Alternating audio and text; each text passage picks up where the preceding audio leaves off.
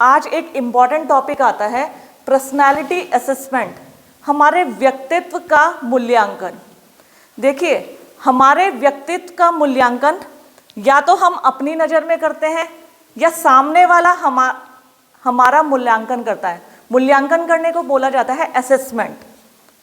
देखिए, एक C.H. कूले थे सोशियोलॉजी में, उन्होंने लुकिंग ग्लास थ्योरी बनाई थी, आत्मदर्पण का सिद्धांत। थोड़ा सा इसको पढ़ाऊंगी मैं, कल भी मैंने सिगमंड फ्रायड पढ़ाया था, आत्मदर्पण का सिद्धांत।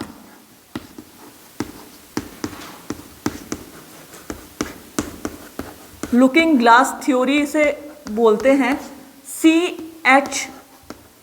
कूले, उनकी थी ये थ्योरी। देखिए, कई बार हम किन्हीं लोगों के बारे में पहले से कहते हैं, अरे ये इसके साथ नहीं जाएंगे, ये तो बहुत बोरिंग है। जब देखो ये कहते कि घर चलो घर चलो घर चलो, ये हमें भी एंजॉय नहीं करने देंगे। ठीक है, तो तुमने ऐसा क्यों बोला उनके बारे में कि हम कहीं बार पिछली बार उनके साथ गए थे तो हमारे साथ ये घटना घटित हुई, तो हमने मान लिया इनके साथ नहीं जाएंगे भैया इस बार। ठीक है, फिर किसी चीज़ के बारे में, किसी व्यक्ति के बारे में और किसी रिश्तेदार के बारे में जब हम पहले से ही लगा लेते हैं, अरे आंटी आ रही है, बहुत बोलती है, वो तो मेरे से पूछ पूछ के मेरी दही जमा देंगी दिमाग की कि कहाँ पढ़ रही है, कैसे पढ़ रही है, कौन से सब्जेक्ट पढ़ रही है, हम बाहर ही नहीं निकलेंगे। ऐसा क्यों? क्योंकि पिछली बार जब वो घर पर आई थी तो उन्होंने ये सब क्वेश्चन पूछे थे जिससे हमें काफ़ी आंसर देने में कठिनाई हुई, या हमें अब भी ऐसा लग रहा है आएंगी तो पक्का पूछेगी तेरे नंबर कितने हैं, इस बार रिजल्ट कैसा रहा। तो हम किसी को ऑब्जर्व करते हैं, ऑब्जर्व कहते हैं देखते हैं, और देख के हम अंदाज़ा लगाते हैं कि फला व्यक्ति ऐसा होगा। कुछ इसी तरह की लुकिंग ग्लास थ्योरी है आत्मदर्पण का सिद्धांत C.H. कूले का। C.H. कूले क्या कहते हैं, समाज जो हमारी सोसाइटी है वो हमारे लिए दर्पण का कार्य करती है, मिरर का। मिरर आपके घर में है सबके? yes, नहीं है? yes, किस किस के नहीं है? सभी के घर में है। दर्पण में, मिरर में हम क्या करते हैं, किसको देखते हैं? अमिताभ बच्चन को? हाँ, जब हम ड्रेसअप हो जाते हैं या हमें कॉम करना होता है या हमें सजना संवरना होता है, हम शीशे के सामने जाते हैं और शीशे से पूछते हैं, तो वो कहते हैं अच्छा आपके बाल खराब हो रहे हैं, तो हम बाल ठीक कर लेते हैं। वो कहते हैं कि पल्लू साड़ी का ऐसा हो रहा है, ठीक करो। शीशा बोलता है क्या? नहीं बोलता है, लेकिन हम शीशे को ऑब्जर्व करते हैं, अपनी इमेज देखते हैं, हमें सब कुछ ठीक लग रहा होता है तो अब ठीक है, अब हम जाते हैं। ऐसे ही हमारी सोसाइटी है, हमारा जो समाज है हमारे व्यक्ति के लिए दर्पण का कार्य करता है। कौन कहते हैं? C.H. कूले। हम अपनी सोसाइटी की नज़रों में अपना मूल्यांकन करते हैं। फॉर एग्जाम्पल, मेरे मम्मी पापा छोड़ दो, मेरे पड़ोसी, मेरे दोस्त मेरे बारे में कैसा सोचते हैं। ठीक है, फॉर एग्जाम्पल, आपने कोई एक नई ड्रेस बाजार से खरीदी है, ठीक है, उस ड्रेस को आपने पहन लिया। जैसे ड्रेस को पहनकर कमरे से बाहर निकले, मम्मी ये क्या पहन लिया, ये कैसा है रंग, ये तो मैंने आज तक नहीं देखा, तो थोड़े से अनकॉन्शियस है, नहीं नहीं मम्मी मेरी ड्रेस 2000 की है, बहुत अच्छा रंग है, आपको ऐसा लग रहा है आपने शायद पहली बार देखा। फिर आप कमरे से बाहर निकल के कॉलेज में आए, कॉलेज में आपकी सहेली मिली, पहली जो आपकी मित्र थी उसने देखेगा, अरे पूजा ये क्या पहन लिया तूने आज, तेरे ऊपर बिल्कुल नहीं खिल रहा। फिर आप अनकॉन्शियस, घबराहट, और आप उसमें कंफर्टेबल फील ही नहीं करते। आपको अपनी नज़र में तो अच्छा लग रहा था, मम्मी ने और पूजा ने, किसी और ने आपको टोक दिया, तब आपकी ड्रेस आपके ऊपर खिलनी बंद हो गई। ऐसा क्यों भाई? क्योंकि सोसाइटी हमारे लिए मिरर का कार्य करती है। कूले कहते हैं कि जो हमारा समाज होता है वो हमारे लिए दर्पण, मिरर का कार्य करता है। हम कैसे हैं, हमारा व्यवहार कैसा है, हमारी इमेज सोसाइटी के नज़र में कैसी है, हम उन्हीं लोगों के ज़रिए अपनी इमेज डेवलप कर लेते हैं। जैसे एक घर में छोटा बच्चा है, छोटा बच्चा बहुत शरारती है, मम्मी ने कहा अरे मेरा बच्चा तो बहुत शरारती है, सफाई करती हूँ तो सब फैला देता है। दादी ने कहा अरे बहुत, मेरा चश्मा तोड़ दिया, बहुत शरारती है। स्कूल में गया, टीचर ने कहा सबके टिफ़िन खा गया, ये बच्चा बहुत शरारती है। बच्चे ने अपने इमेज बना ली, मैं बहुत शरारती हूँ। मेरी मम्मी भी कहती है, मेरी दादी भी कहती है और मेरी टीचर ने भी बोल दिया कि आई एम वेरी नॉटी। मैं बहुत शरारती हूँ।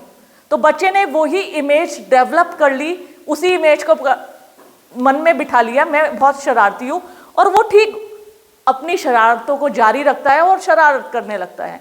कहने का मतलब, हम दूसरे की नज़र में अपने इमेज बनाना चाहते हैं। और सुनो आगे, ये तो जस्ट कॉमन सी बातें हुई।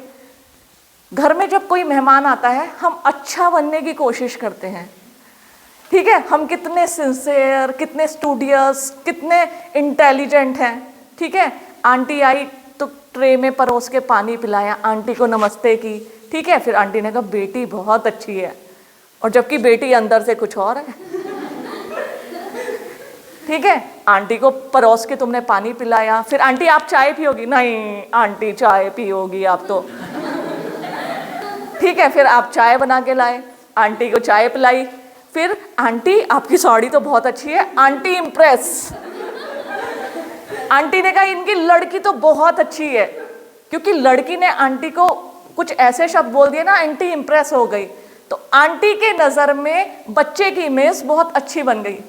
अरे शशि की लड़की तो हीरा है, हीरा होता है ना, कितनी अच्छी, कितनी संस्कारी, मैंने उसको पूजा करते भी देखा। फिर वो फटाफट आंटी के सामने पल्ला ढका, दीपक जलाया, आरती करी, पूजा करी, तो आंटी तो फ्लैट होके घर से बाहर गई। कहने का मतलब, कई बार हम अपनी इमेज बनाने की भी कोशिश करते हैं, दूसरा उसका मूल्यांकन करता है, दूसरा व्यक्ति मूल्यांकन करता है, मूल्यांकन के आधार पर हम अपने आप को अच्छा और बुरा बना बैठते हैं।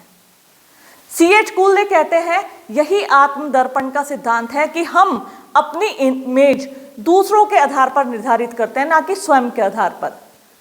कई बार हम अच्छे होते हैं, कई बार हम अच्छे होने का नाटक करते हैं। अभी क्लास में जितने स्टूडेंट बैठे हैं, सब सिंसियर हैं, सबके सब स्टूडियस हैं, सबके सब इंटेलिजेंट हैं, मुझे तो, मेरी नज़रों में तो है।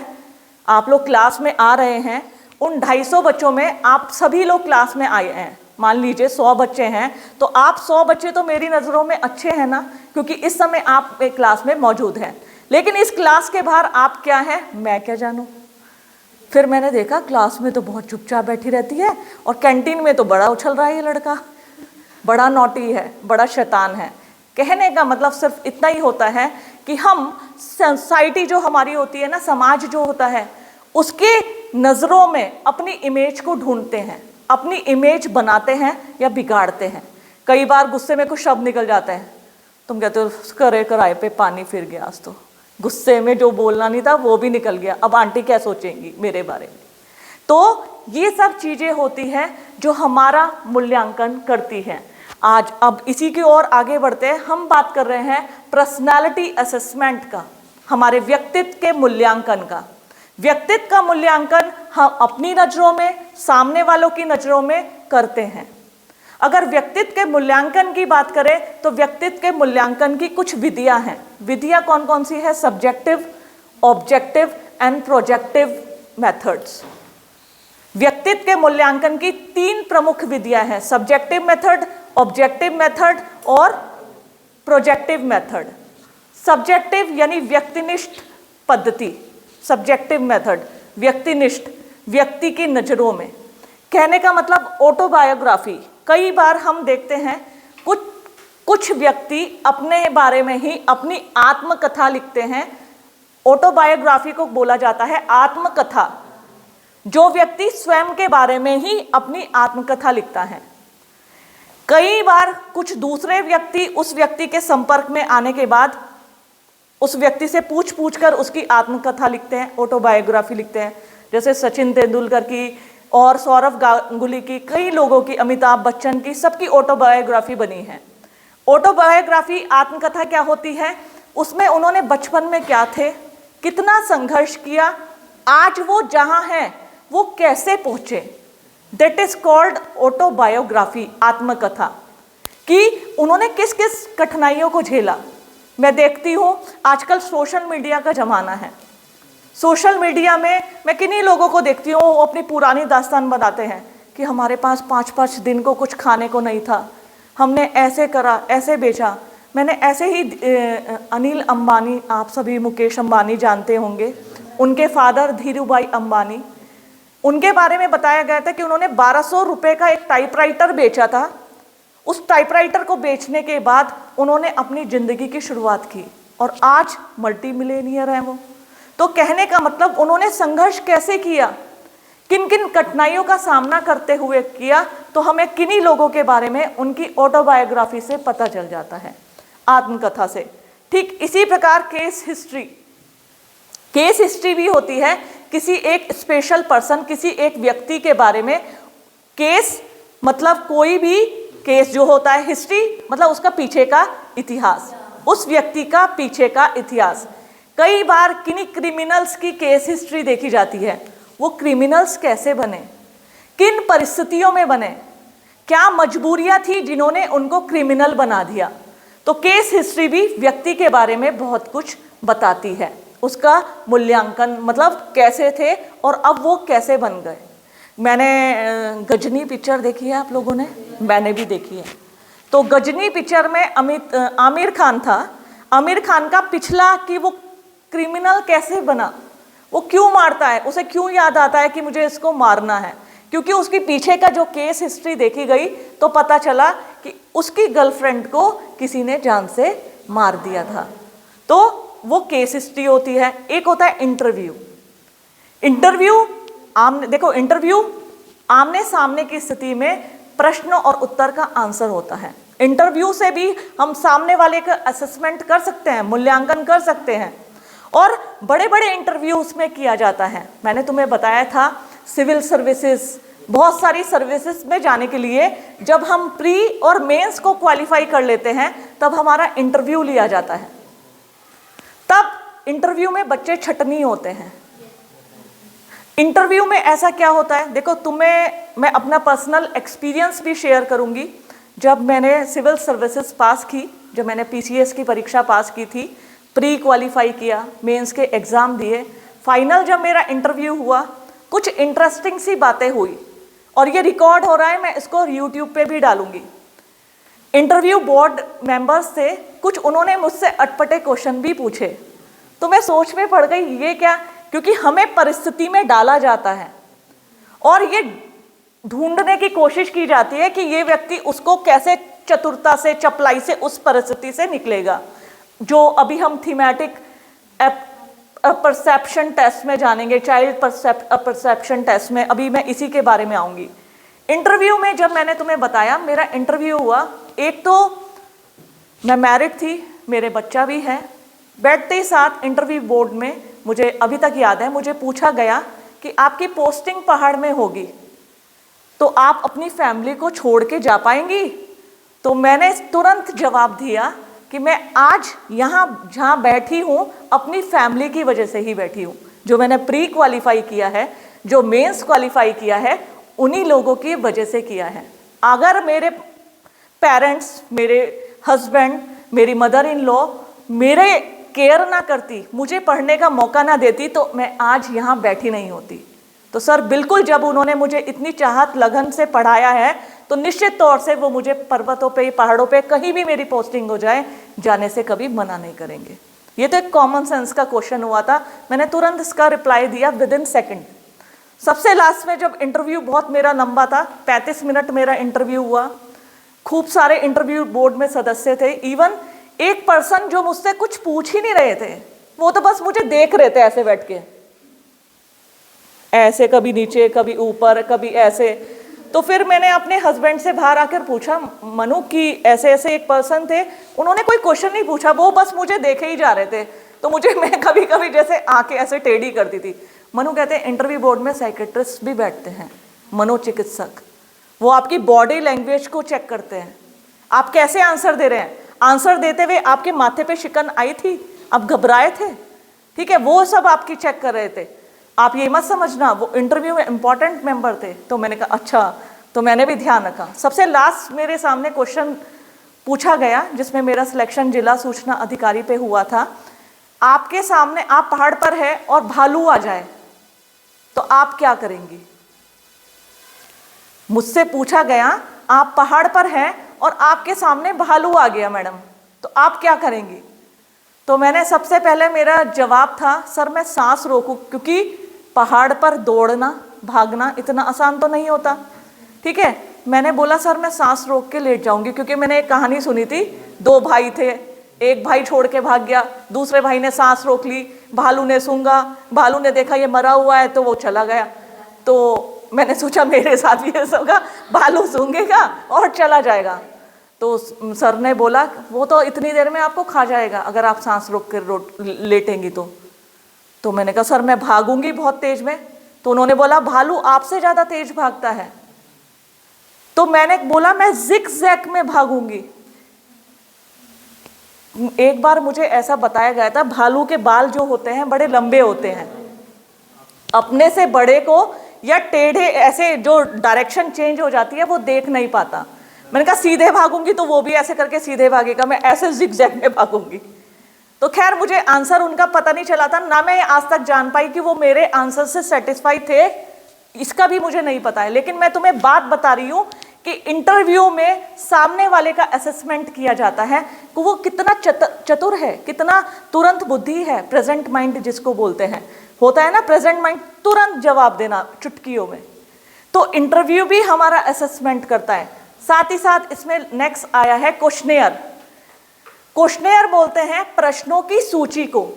बहुत सारे प्रश्न, जैसे क्या आप, जैसे हम कई बार न्यूज़पेपर में देखते हैं ना, हाँ नहीं में जवाब आते हैं। आप सरकार से खुश हैं, हाँ या नहीं? हाँ कहेंगे तो हम खुश हैं, नहीं कहेंगे तो हम खुश नहीं हैं। और कई बार हम खुश, थोड़े थोड़े खुश होते हैं, थोड़े थोड़े नहीं होते, मतलब खुश भी है नहीं है। तो हम कशमकश में पड़ जाते हैं, हम आंसर क्या दें, हाँ में दें कि नहीं में दें। हाँ में देंगे तो जो हमारे नहीं वाला पोर्शन है कि आधे हम खुश भी तो नहीं है पूरी तरीके से। तो किन्हीं प्रश्नों, क्वेश्चनेयर कहते हैं जब हमारा मूल्यांकन प्रश्नों के आधार पर किया जाता है, कि एक बार क्वेश्चनेयर बना ली जाती है कि और उसमें कंक्लूजन भी निकल के आता है 57% लोग जो है सरकार से खुश हैं। मात्र 43% जो पर्सन्स है वो जो प्रेजेंट गवर्नमेंट है उससे खुश नहीं है। तो कहने का मतलब क्वेश्चनेयर भी हमारा मूल्यांकन असेसमेंट करती है। तो सब्जेक्टिव असेसमेंट में आ जाता है autobiography, case history, interview and questionnaire. एक आता है ऑब्जेक्टिव। ऑब्जेक्टिव वस्तुनिष्ठ इसको हिंदी में बोला जाता है, वस्तुनिष्ठ। आज से पहले वस्तुनिष्ठ शब्द सुना है आपने? कहाँ सुना है? हाँ ठीक है, मल्टीपल चॉइस क्वेश्चन जिसे बोलते हैं, ऑब्जेक्टिव क्वेश्चन, वहां आपने सुना है। और किसी ने सुना है? पहली बार सुना है? बोलो फिर जल्दी से, सुना है? कहाँ कहाँ सुना है? इसी में सुना है। क्या आप ऑब्जेक्टिव का मतलब जानते हैं? वस्तुनिष्ठ, देखिए इसका मतलब समझना जरूरी है। अभी तक आप लोग क्लास में बैठे हैं, सिर्फ एमसीक्यू क्वेश्चन जानते हैं, लेकिन वास्तव में ऑब्जेक्टिव का मतलब क्या होता है, इसका अर्थ क्या होता है, वो मैं आपको बताती हूं। ऑब्जेक्टिव होता है जो जैसा होता है ठीक वैसा ही बताना। फॉर एग्जाम्पल, इसको एक उदाहरण से देकर समझाऊंगी। आप सिद्धबली मंदिर टहलने जा रहे थे, ठीक है, वहां पर आप जा रहे थे, आप चलते चलते आपने देखा एक कार बड़ी तेजी से आ रही है। आप डर के किनारे हो गए क्योंकि स्पीड उसकी बहुत फास्ट थी, और देखते देखते कार नीचे गिर गई। ध्यान से समझना मेरी बात। आप जा रहे थे, कार की स्पीड, क्योंकि आप सामने देखते जा रहे थे, कार की स्पीड बहुत तेज थी, और स्पीड को देखते देखते आपको लग गया था उसकी आवाज़ से, ब्रेक लगने की आवाज़ से, कि जरूर कुछ गड़बड़ है। आप अपने आप को बचा ही रहे थे कि इतनी देर में कार वहाँ से गिर गई। आप घबराए, सहमे, देखा, भीड़ इकट्ठी हो गई। फिर किसने पूछा भाई कैसे हुआ? आपने बताया अरे मैं तो जा ही रहा था, ड्राइवर को मैं देख ही रहा था कि कैसे गाड़ी चला रहा है, इतनी देर में गाड़ी गिर गई। मतलब जैसा आपने देखा ठीक वैसा ही आपने सामने वाले को बता दिया। एक कंडीशन तो ये है, एक कंडीशन ये है कि आप वहां थे ही नहीं जब आप जा रहे थे, भीड़ लगी हुई थी, आपने देखा गाड़ी गिरी है, अरे। फिर किसी ने आपसे पूछा अरे भाई क्या हो गया? अरे भाई साहब मैं तो ऐसे जा रहा था, मैं देख रहा था वो पी रहा था गाड़ी वाला शराब पी रहा था और एक हाथ से हैंडल चला रहा था, मुझे तो पक्का पता था ये गिरेगा। व्यक्तिनिष्ठता, जब हम अपने व्यक्तिगत विचारों को किसी घटना में मिला देते हैं उसे हम कहते हैं सब्जेक्टिविटी, बस व्यक्तिनिष्ठता। और जो हमने ठीक जिस चीज को जैसे देखा ठीक उसी रूप में बता दिया उसे हम बोलते हैं ऑब्जेक्टिविटी, वस्तुनिष्ठता। जो घटना जिस रूप में घटित होती है ठीक उसी रूप में जब हम उसका चित्रण कर देते हैं, उसको बता देते हैं, उसे हम कहते हैं ऑब्जेक्टिव। अब आते हैं, आप लोग कहते हैं हमने ऑब्जेक्टिव वर्ड MCQ से सुना, मल्टीपल चॉइस क्वेश्चन से, क्योंकि जो चारों में से सबसे सही आंसर होता है वो आपका आंसर होता है। तो यानी बिल्कुल ठीक आंसर, बिल्कुल सही बात, बिल्कुल करेक्ट थिंग, वो होती है ऑब्जेक्टिव। ऑब्जेक्टिव मेथड में अगर हम असेसमेंट के ऑब्जेक्टिव मेथड को देखें तो ऑब्जेक्टिव मेथड में ऑब्जर्वर, एग्जामिनर एंड जज। ऑब्जर्वर कहते हैं अवलोकन करता, अवलोकन मतलब जो देखता है। जैसे मैंने अभी अभी बताया, आप जा रहे थे, आपने देखा, आपके ठीक आंखों के सामने गाड़ी गिर गई, ऑब्जर्वर। जब हम किसी व्यक्ति को ऑब्जर्व करते हैं कि लड़की 2 दिन से, मैं भी कई बार बहुत ऑब्जर्व करती हूँ, बहुत ज़्यादा ऑब्जर्व करती हूँ कि बच्चे जैसे आए नहीं क्लास में, ठीक है, कोई तो बिल्कुल ही नहीं आ रहा है, बिल्कुल अता पता ही नहीं है, बिल्कुल जिसे कहते हैं कि एडमिशन कराया था उसके बाद विलुप्ति के कगार पर है। एक होते हैं बच्चे, मैडम मेरी ये प्रॉब्लम है, मैं क्लास में नहीं आ पाऊंगी, मुझे मैसेज आया। फिर उसी लड़की का फ़ोन आया तो मैंने ऑब्जर्व किया, बच्चा पढ़ना चाह रहा है लेकिन इसकी कोई परेशानी है जिस वजह से ये क्लास में नहीं आ रहा है। फिर मैंने नोटिस डाला, कल एक इवेंट है समाजशास्त्र का, आपको क्लास में आना बहुत ज़रूरी है। मेरे पास कोई रिप्लाई नहीं आया। मैंने ऑब्जर्व किया, पहले तो ये लड़की सीरियस थी, अब तो नहीं है, ना कोई मैसेज आया ना कोई रिप्लाई आया। मैं ऐसे ऑब्जर्व भी करती हूँ। मतलब जब हम दूसरे वाले को, जैसे मैंने बताया था, सामने वाले को ऑब्जर्व करना, उसका अवलोकन करना कि उसका बिहेवियर कैसा है, किन्हीं परिस्थितियों में ऑब्जर्व करना, वो आता है ऑब्जेक्टिव मेथड में। ऐसे ही एग्जामिनर, एग्जामिनर मतलब जो हमारे परीक्षक होते हैं, हिंदी में इसको बोला जाता है परीक्षक। वो हमारा जब मूल्यांकन करते हैं, असेसमेंट करते हैं, कई बार तुम्हारे प्रैक्टिकल्स लिए जाते हैं। जैसे मेरा इंटरव्यू भी हुआ था। इंटरव्यू जो अगर हम देखें, हमारे एग्जाम्स लिए जाते हैं, मतलब जब मैं कॉपीज चेक करती हूँ तो मुझे कॉपी का पन्ना खोलने से पहले ही आभास हो जाता है बच्चे ने कैसा लिखा है। मेरे पास बहुत यूनिवर्सिटीज़ की कॉपी आती है, मैं बहुत चेक करती हूँ, किसी में 00, किसी में से 75 में से आउट ऑफ 60 नंबर भी देती हूँ और उसमें साथ में एक्सीलेंट भी लिखती हूँ। तो कहने का मतलब है, एक परीक्षक जो होता है, एग्जामिनर जो होता है, वो सामने वाले के व्यक्तित्व को भली भांति जान लेता है। ये तो कॉपी की बात हुई कि जब मैंने असेसमेंट किया, जब मैंने देखा बच्चे ने बहुत सुंदर हैंडराइटिंग में कलर पेन का इस्तेमाल करते हुए डायग्रामेटिकल प्रेजेंटेशन कर रखा है, सब कुछ अच्छा लिखा है, तो मैं उसको नंबर तो अच्छे ही दूंगी ना। और एक बच्चा जिससे मैंने पूछा है personality, what is personality and describe the type of personality, और उसने सारे जमाने की चीज़ें लिख दी, बस पर्सनैलिटी ही नहीं लिखा, तो मैं समझ जाऊंगी इसको पर्सनैलिटी का नॉलेज है ही नहीं, तो उसको मिलेंगे 00 नंबर।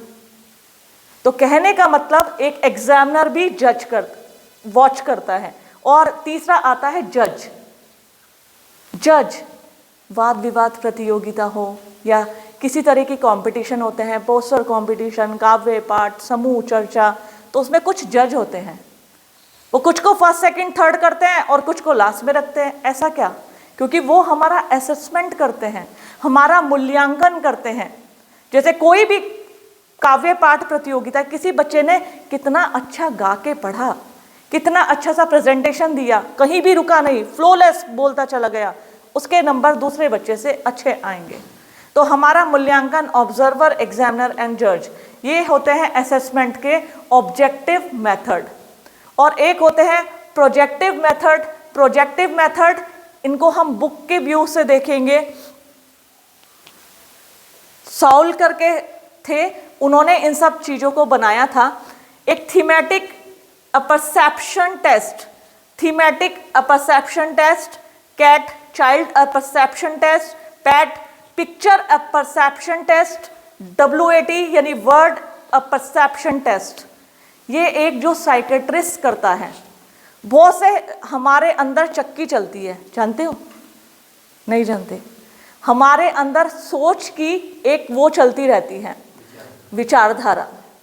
बहुत से लोग हम कहते हैं कि ये डिप्रेशन में है, ठीक है, ये डिप्रेस्ड हैं, चुपचाप बैठे रहते हैं, कुछ बोलते नहीं, बात बात पे रोने लगते हैं, उदास हो जाते हैं।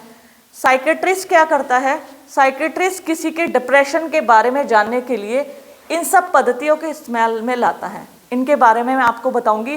What is thematic perception test क्या होता है, चाइल्ड परसेप्शन और पिक्चर वर्ड परसेप्शन टेस्ट। जब किसी साइकेट्रिस्ट के पास, किसी मनोचिकित्सक के पास किसी डिप्रेशन वाले व्यक्ति या किसी ऐसे क्रिमिनल्स को ले जाया जाता है, तो उनको एक पिक्चर दिखाता है या थीम दिखाता है और वो उनसे पूछता है इस थीम में तुम्हें क्या नजर आ रहा है। मैं अक्सर फेसबुक पे, सोशल मीडिया साइट में खूब सारी पिक्चर देखती हूँ कि आपको इसमें कितने जानवर नजर आ रहे हैं, क्या इसमें आपको कितने बिल्लियाँ नजर आ रही हैं। तो ठीक, हम ऐसे ऐसे करके ढूंढते हैं, एक मिल गई, ये पेड़ के पीछे दूसरी मिल गई, ठीक है। तो वो पिक्चर और चाइल्ड परसेप्शन टेस्ट होते हैं कि हम कितना डीपली सोच सकते हैं, हमारी सोच कहाँ जा सकती है। कि आपको इसमें एक ताला खुला हुआ नजर आ रहा है, एक पिक्चर आती है, खूब सारे ताले बने रहते हैं, ठीक है, फिर उसमें लिखा जाता है कितने ताले खुले हुए हैं, कितने बंद हैं। तो हम ध्यान से जब देखते हैं ना, ऐसे ऐसे करके, या फिर कलर्स पूछे जाते हैं, आपको इसमें कितने कलर नजर आ रहे हैं, वो हमारे परसेप्शन टेस्ट होता है। थीमेटिक मतलब किसी थीम को दिया जाता है और पूछा जाता है इसके बारे में आप बताइए, या इसके पीछे, इसके ऊपर एक स्टोरी बनाइए। तो साइकेट्रिस्ट, मनोचिकित्सक क्या होता है, वो उसके उस परसेप्शन से समझ जाता है कि इनका दिमाग कहाँ चल रहा है, इनका दिमाग कहाँ जा रहा है, वो किस लेवल तक जा रहा है। ऐसे ही पिक्चर को दिखा के, ऐसे ही वर्ड के माध्यम से, पजल्ड वर्ड्स, जैसे खूब सारे शब्द हैं, खूब सारे अल्फाबेट हैं कि आप इससे शब्द बनाइए। तो मैं तो कैट, रैट, मैट, जो सबसे आसान होगा वो बनाऊंगी, ठीक है। बहुत से लोग, हो सकता है किसी के मन में कुछ और चल रहा है, कोई राइटर है वो पेन बनाए, कोई बच्चा है वो बॉल बनाए, BALL। तो कहने का मतलब है दिमाग को पढ़ने के लिए ये परसेप्शन टेस्ट बनाए गए हैं, जिसमें हमारे व्यक्तित्व का मूल्यांकन किया जाता है, उससे आकलन किया जाता है कि जो हमारा मस्तिष्क है वो कहाँ तक जा रहा है। एक अपराधी है, आपराधिक क्राइम्स से में संलग्न है या आगे भी इसकी संभावना ऐसे ही बनी रहेगी, तो उनके मूल्यांकन किया जाता है। तो बच्चों, ये है पर्सनालिटी असेसमेंट के methods, subjective methods, objective method and projective method. कई बार एग्जाम में, अब इससे ऑब्जेक्टिव क्वेश्चन कैसे पूछे जाते हैं, मैंने बताया आपका जो कम्युनिकेशन स्किल का पेपर होगा वो ऑब्जेक्टिव टाइप होगा। तो टाइप ऑफ पर्सनैलिटी असेसमेंट पूछ लिए जाएंगे, ये 3 दे दिए जाएंगे और एक चौथा इससे अलग दे दिया जाएगा कि कौन सा पर्सनैलिटी असेसमेंट का पार्ट नहीं है। तो अगर आपको पता होगा सब्जेक्टिव है, ऑब्जेक्टिव है और प्रोजेक्टिव है,